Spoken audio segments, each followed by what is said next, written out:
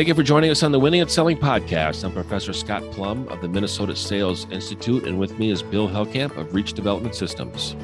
Some days I just don't feel like making calls, writing a proposal, or meeting with that difficult client. But despite how I feel, I still need to get these things done.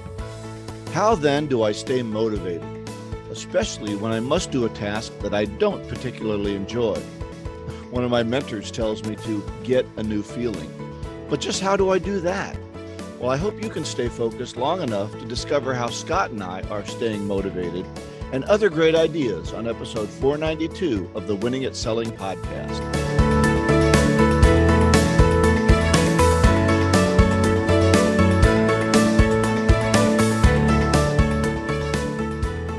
So, Bill, I'd like to start the episode with some good news. I'm All right. part of a Good news is company. always good. Yeah, I'm part of a company, and I attend the management leadership meeting. And at every meeting, I don't know where they got it. I think it's a system that they adopted or implemented, and they start with good news. So go around the table, and say good news. So, all right, Paul Harvey. I got I got an email from somebody that is measuring and tracking podcasts.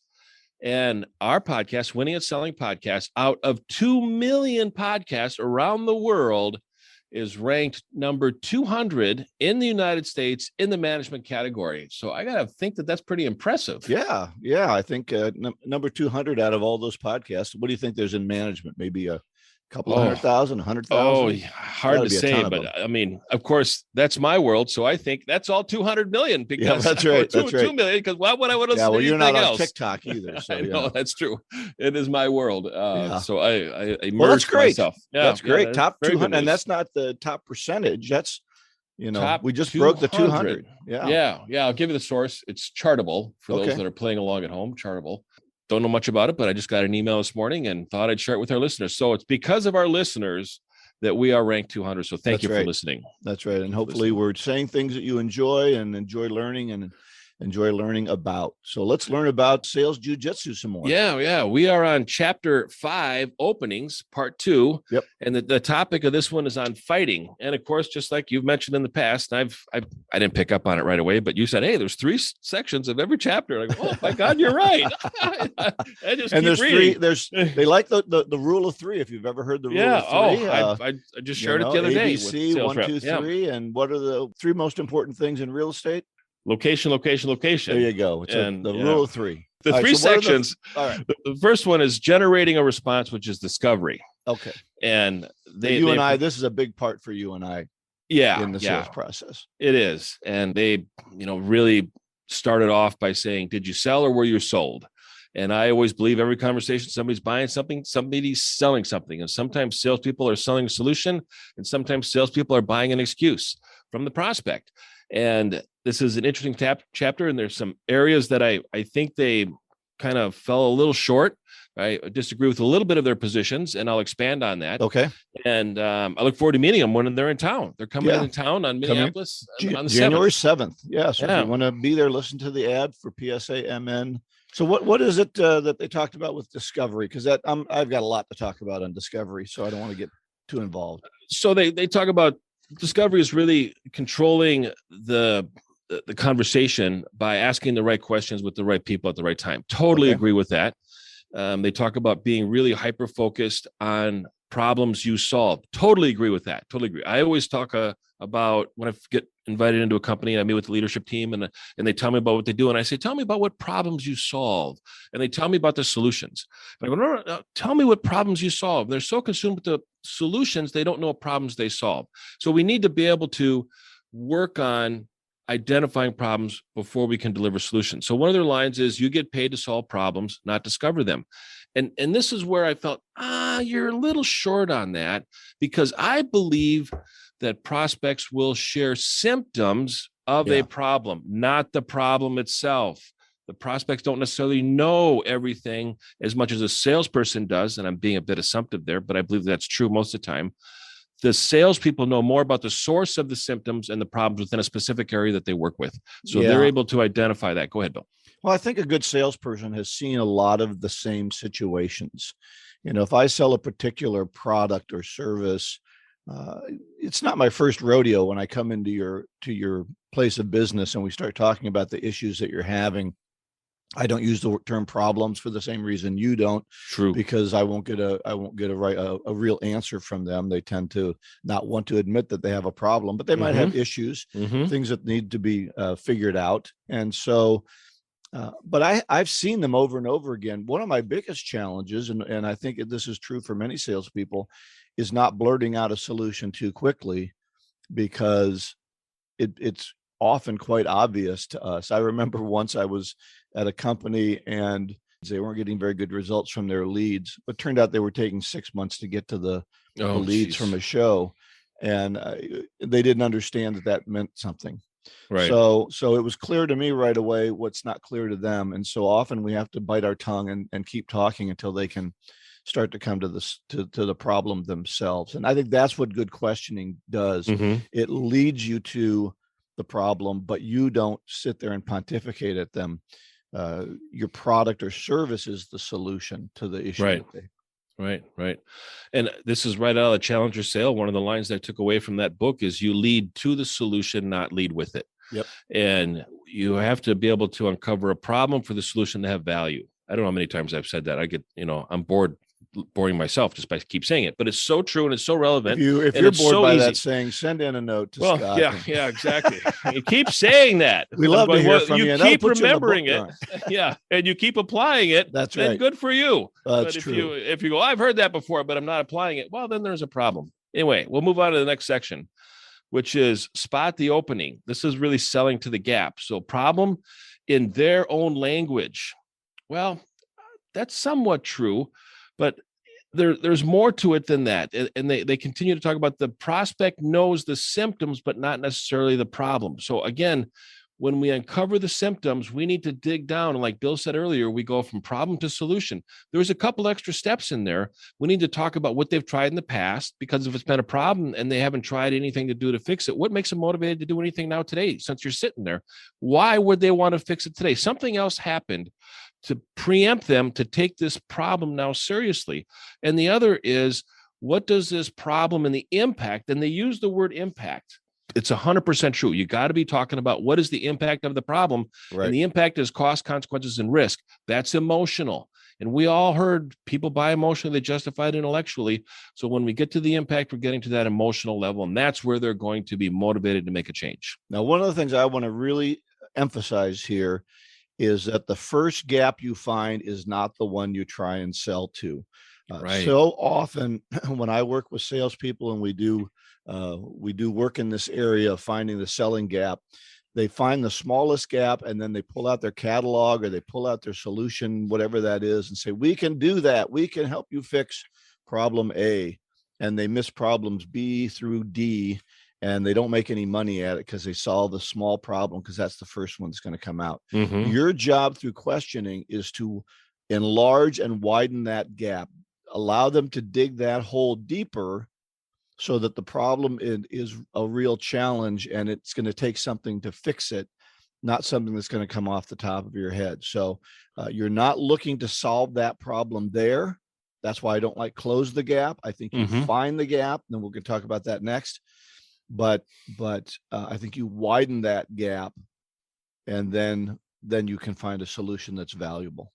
Yeah. So true. The next section is close the gap. And this is where value is defined. And this is where, after you uncover the cost, consequences, and risk, what it is going to mean to the business or the person or the family if they don't solve the problem. And then what is it going to mean to them when they do solve the problem? And what is that desired outcome? And if the prospect can envision the desired outcome and really get emotionally attached to it and see that it is attainable one way or another, then that's where you really close the gap. You make the sale, you deliver the value, and that's where the sale is made. I use a process called Save Your Solution.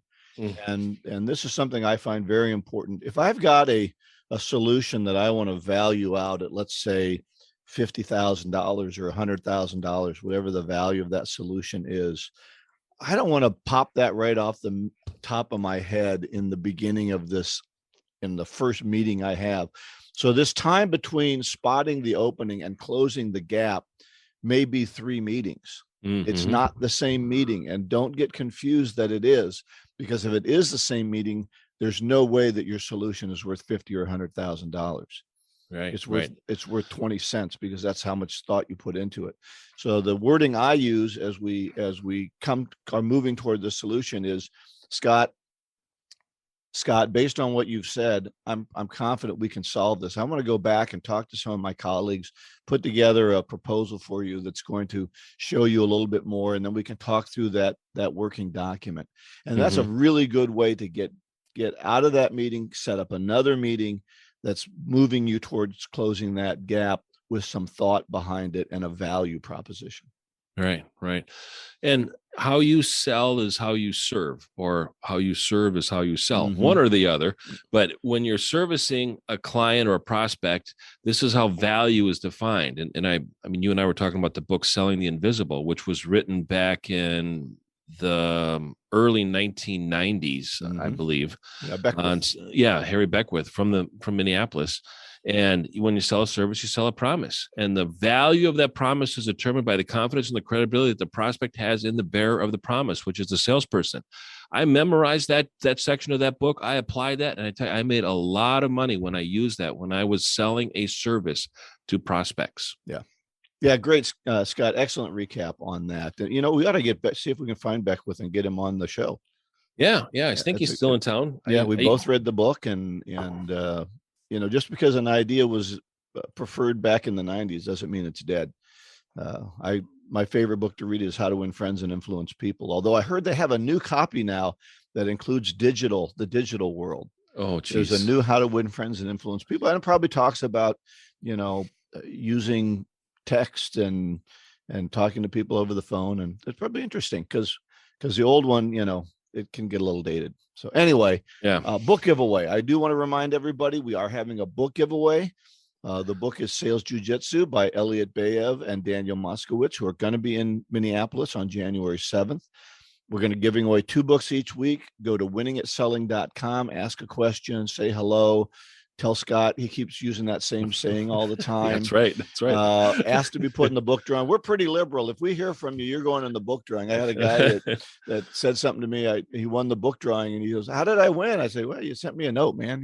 You won." So this week's winners, Margaret Ann Rose and Lance Salt. And so Margaret Ann and Lance, Scott is going to reach out to you, get your address, and then we'll get those books out to you. Hopefully I've already done it. Okay. So this segment has been brought to you by the Professional Sales Association. Accelerate 2022, a half-day selling workshop.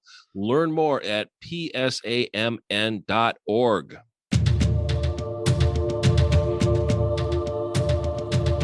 Start the new year with Accelerate 2022, a great half-day selling seminar hosted by PSA, the Professional Sales Association.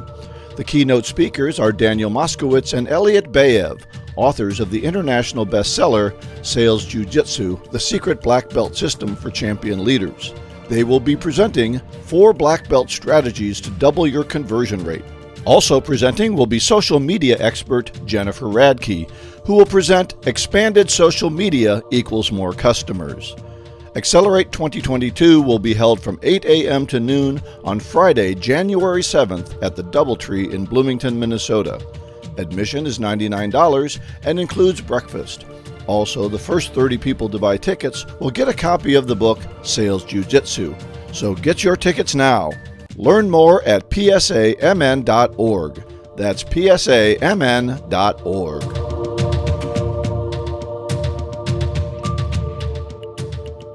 All right. Well, hopefully some of you can attend that meeting. We've got about a week left to sign up.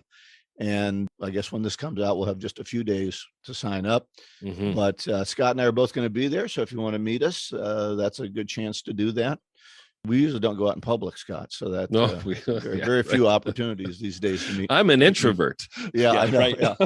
The introverted salesperson. We better write that book. That'd be great. Yeah, I think it's already done. But all right, topic number 2: staying motivated. Our key topic for today.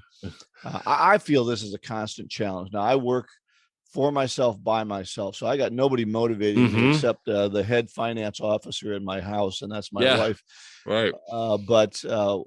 Man, it's hard to stay motivated sometimes. It's hard to do the hard jobs. So what can we do about it, and when does it happen to us? So I think that's some of the key thoughts to open up. How about you, Scott? Challenges Yeah. with being motivated, or you a Mr. Motivation? Nope. I'm in the same boat as you are. I'm a solo independent, and it is a challenge. And the reason I find that it's challenging is that I have really nothing or no one or anyone to compare myself to. I mean, you and I could compare how we've done in 1 week or 1 month or what we're working on, but it's just tough to always be motivated because it's not being compared or measured by anybody else as to how I'm doing. And how I'm doing is based on how I feel and the results that I'm generating within a week. Right. And it is Right. tough when you are solo. And being a salesperson can be somewhat in isolation in some cases, especially if you're remote, if you're working from your home office and you're covering a territory and you're not part of corporate and you're not part of that mix. I know that when I'm working from my home for a client versus I'm working for a client within their office, it's a different experience. There's more buzz going on in the office. Yeah, the camaraderie that you have. Scott and I are starting to work on a project together. I'm finding that quite enjoyable. It is. Because of the camaraderie and the opportunity to bounce ideas off each other, I think is good. So if you're working in a group of people with a sales manager, I think you're at an advantage especially if you have a good team around you. But let's talk about some of the ways we can get motivated and stay motivated. Sure. My number one thing is to be organized. I find that if I'm unorganized, if I don't have a good plan in place, I can get really confused, and confusion causes dejection, lack of motivation. So a couple of my tips on being organized, and you can jump in anytime you want on this. Yeah. Right. Number one, do the distasteful tasks first. Something you hate to do. If you've got something in that list of tasks to do that you hate, get it done early. It's going to confuse you all day long if it sits there until 3:00 in the afternoon. And now you promised to do it today, and now you got to do it. And you finally get it done at 4:00. The whole day, it took up a lot more mind space than it deserved. So get those distasteful tasks out of the way. Maybe that's phone calling. Maybe that's cold calling. Whatever that is, the things that are hard for you to do those first, and your whole day will be brighter. So true. And great advice. I think about Saturday morning. During the week, I make a list and I got a stuff that I want to do on the weekends. And I listen to some old 70s sales tips, tapes, and they always say, choose your attitude. And, it's all about attitude. And I walk around Saturday with a joyful attitude, and I'm happy that the week is over with, but I don't do anything on my to-do list. Come 4:00, I'm pretty depressed because I didn't get anything done. Right. But if I get up in the morning on Saturday and I just commit to the behavior and I get everything done by 1-2 o'clock in the afternoon, I can be pretty joyful. My attitude is very positive, and guess what? I got everything done. So you're more relaxed in your relaxed time. Oh, I am, and I'm able to enjoy it and not feel guilty that I delayed something or didn't get something done. So when you focus on your behavior, I believe it's going to change your attitude, and you're going to achieve the results, and you're going to have that sense of accomplishment, that sense of purpose, that sense of meaning, which we all as human beings are searching for. And when we meet that, we feel much, much better about ourselves. We feel more productive, and we're able to be more motivated. Well, you talked about doing a task list during the week, and I think that's right. An important tool. If you're not doing a task list, which includes your 5 or 10 or 20 or 500 phone calls that you have to do, and your 3 meetings that you have to set, and the follow-up with Larry at XYZ Corporation, put all those things down on paper. For me, there's 2 things that happen. Number one, I love getting the A-level things done. The harder things, and this isn't necessarily the distasteful tasks. Those end up in the A's too. But this is something that was really important. So if I look at my whole day and I only got a couple of the A things done, I'm pretty much okay with the day. And then the second thing is I love to cross things off on my list. When I look at my list at the end of the day, and out of 20 things, I've crossed off 10, that's a pretty good day. And I can move on to the next day, rewrite my list. And that's another tip. Rewrite your list every day. Don't keep going off the same crummy looking list. Rewrite it, reorganize it, reprioritize it, and then move forward for the next day. But that list is really key for me. And the days I miss it are the days I'm less productive. Yeah. I think another thing that really helps is when we're not feeling motivated, it's probably been a while since we had a win. So think about some of the professional sports teams and how once they begin to lose, they start losing more because it's been so long since they've had a win. So celebrate those wins and remember them, and think about the impact that you as a salesperson made on a prospect and on their personal lives because of what you provide and what you offered and what they ended up buying. So celebrate the wins. Another thing, go on your LinkedIn page and read your referrals. It's exactly what I was going to say is review your testimonials. Review your testimonial letters. I mean, if you got testimonials, look at your LinkedIn recommendations. I've got over 50 LinkedIn recommendations. I'm so grateful for everybody that expressed the impact that I had on their life. Right. I'm so grateful for that. And sometimes I ask for that and sometimes I don't, but it just really means a lot to me when somebody sends me a LinkedIn recommendation. I mean, it's the most valuable compliment you can ever give anybody. It's just worth so much. And then in my business, doing speaking classes, training, workshop, I watch my own promo video sometimes. It just makes me feel really good. Reminds you what you're good at, right? Yeah. And there's a lot of video testimonials on my promo video. And I'm just so grateful for the people that just share right from their heart what they took away from a session that I did. And it's amazing how many people took away such a different message. It's amazing to me on how they applied it. So that's one thing that I like to do. Yeah. A good friend of mine and I, when we talk about training, we're always surprised at the things that are so obvious to us are, because we've done them for so long, are novel and interesting to other people. True. And so sometimes we become a little jaded when we've been involved in something for so long, and we forget that these ideas aren't something that someone's doing all the time. My second tip is to think big and dream big. Focus on where you want to go, not where you are, and allow that dream to pull you. If you read anybody's success story, they took a load of crap from everybody. Why don't you quit doing that? That's never going to work. You're going to fail. Let's do something easier. Go back to get a job, right? And do those things. And you read it and they said, no, I had a dream that was so big. I had a goal that was so big. Only this new idea, only this hard work, only this opportunity was going to make that dream come alive for me. And so set your goals and dream big and allow that dream to pull you forward.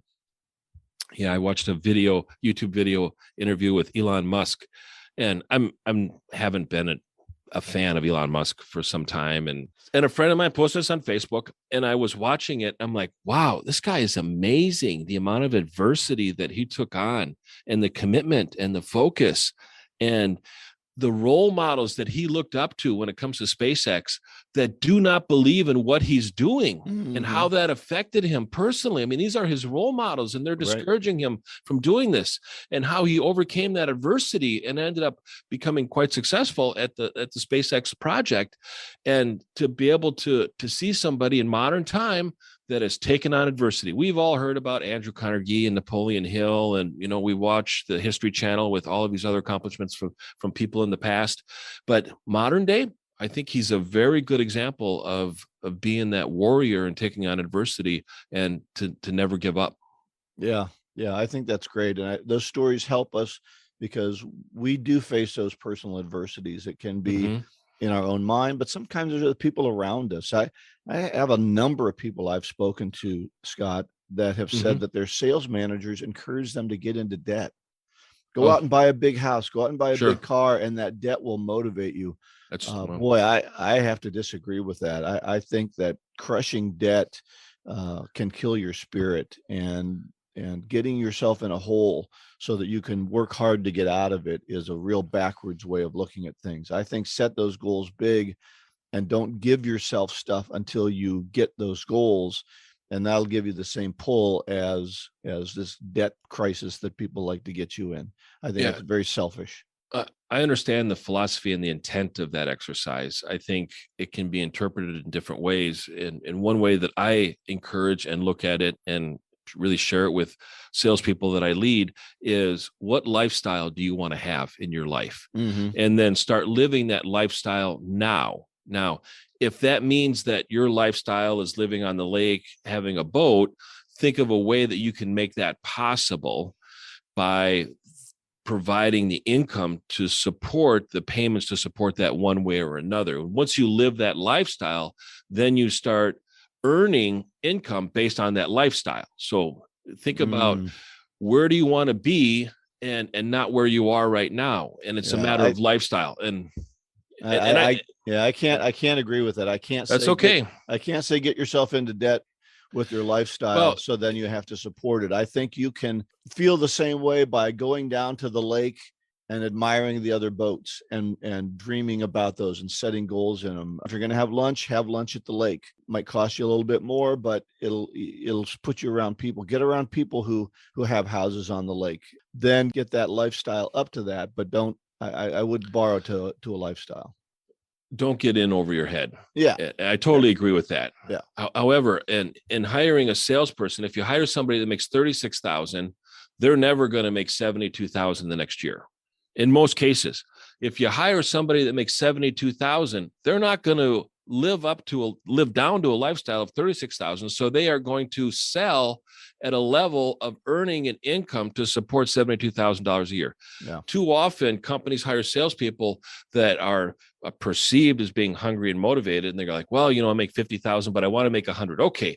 Well, how are you changing your lifestyle to be able to fit comfortably into $100,000 a year lifestyle? And you're talking about glass ceilings we put on ourselves, self-imposed right. ceilings. Yes, true. I'm a 36.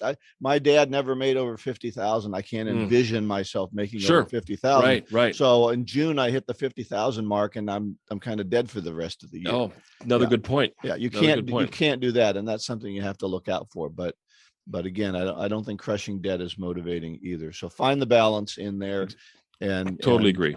You've got to change your mindset that says I'm a $100,000 a year salesperson versus, I'm satisfied with 36. Well, I start with my weight. I'm a little over 200. I want to be 200. If I said I live a lifestyle of weighing 200, guess what's going to happen? I'm going to exercise more. I'm going to eat better. And I'm going to live that lifestyle of weighing 200. And that's going to have a direct impact if I envision that right now. But if I'm at 220 and I say, God, it really would be nice to weigh 200. Well, I can walk around and wish and dream all day long. But if I don't do anything with my behavior, ain't nothing going to change. Right. And I know that. And it's the same way with my income. Unless I change my behavior, change my mindset, change my attitude, I'm not going to be generating more revenue and more income for me. And that is being motivated to be able to take your past experiences, leverage them, learn from them, and apply them into the future. So it's a great topic, Bill. And I think everybody, twice a year for me, I go through a little bit of a slump and I go, am I doing the right thing? Should I be considering other options? I don't know. And then as soon as I start thinking about what else is out there, something lands in my lap. Right. And it's like, boom. Okay. Now I know I'm in the right spot. But all right. Excellent discussion on that. And so stay motivated out there. I do have a resource that might be helpful. Part of the way of staying motivated, listening to good podcasts, reading good articles. So I have a blog called Stay Mentally Strong When Sales Are Weak. We'll have that linked on the show notes. I'm going to try to find that Elon Musk YouTube video that I was watching. Okay. And I'll put that in the link on the show notes as well.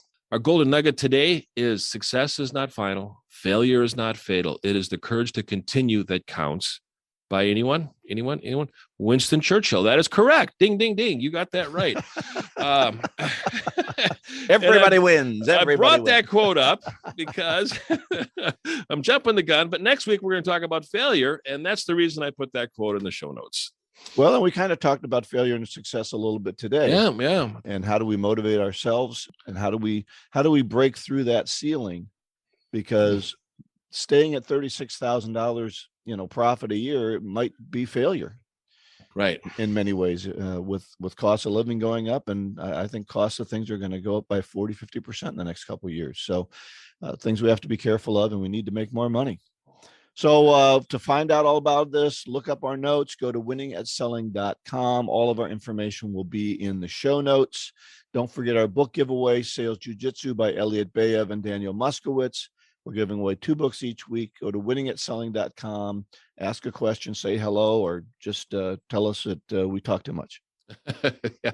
Next week, we're going to cover part 2, Fighting, Chapter 6. on positioning. So the part is on fighting, the chapter is on positioning, and the topic is, like I said earlier, it's going to be dealing with failure. And I think that's going to be another good discussion, Bill. Excellent. Go out and get better one skill at a time. Joyful selling.